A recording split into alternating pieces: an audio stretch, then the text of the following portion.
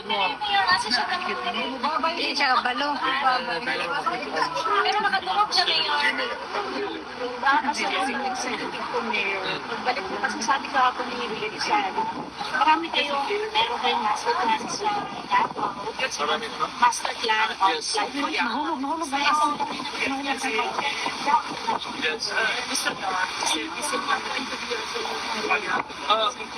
Ganito yan. Historically, hindi lang naman Davao talaga.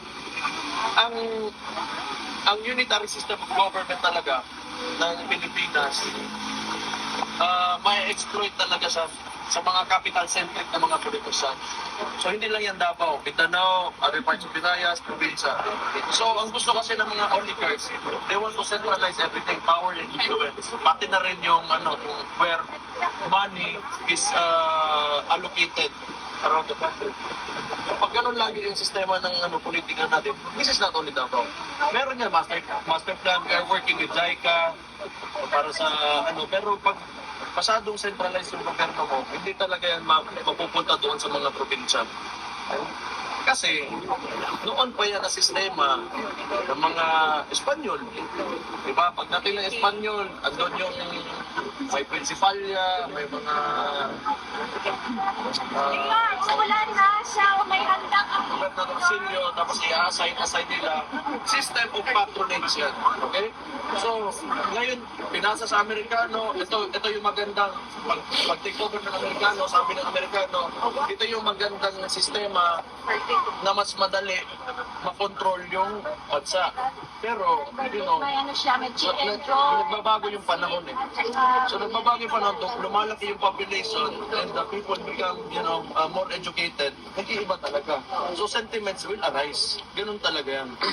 So, before, sa Mindanao, tayo, hindi tayo masyadong sensitive towards, budget allocation, but dumadami tayo, nagkakaanak tayo.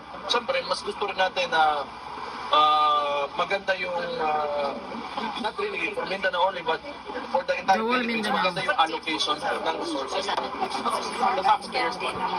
So, okay, babalikan ko. Just to close the question. The flood mitigation programs, meron kami yan.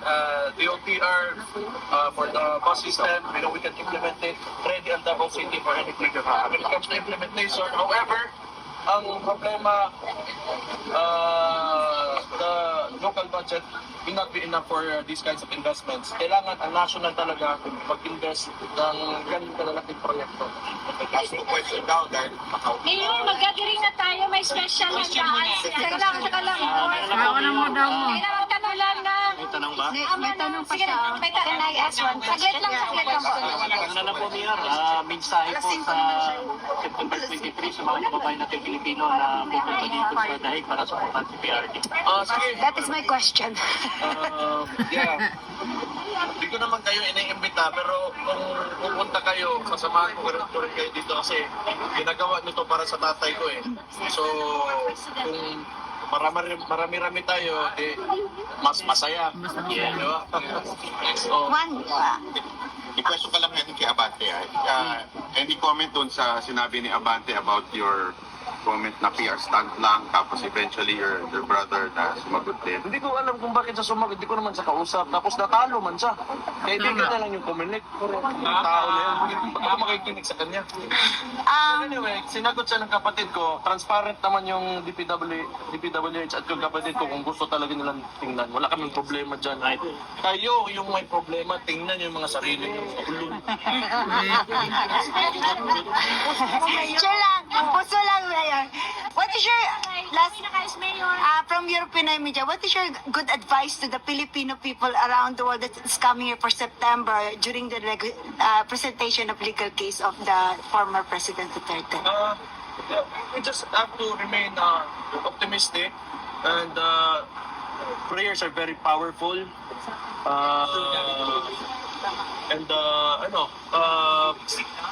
Just be here.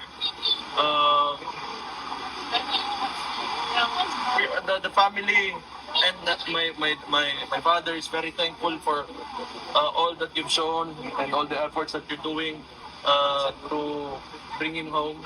So, Kaloy is Ginoo. Basig, pagkaulit yun ako nga makan. Yes! Yes!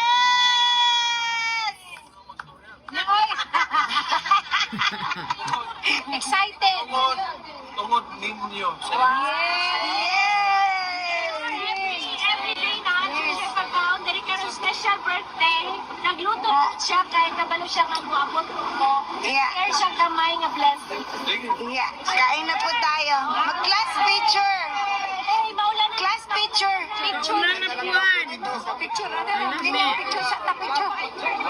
Picture sa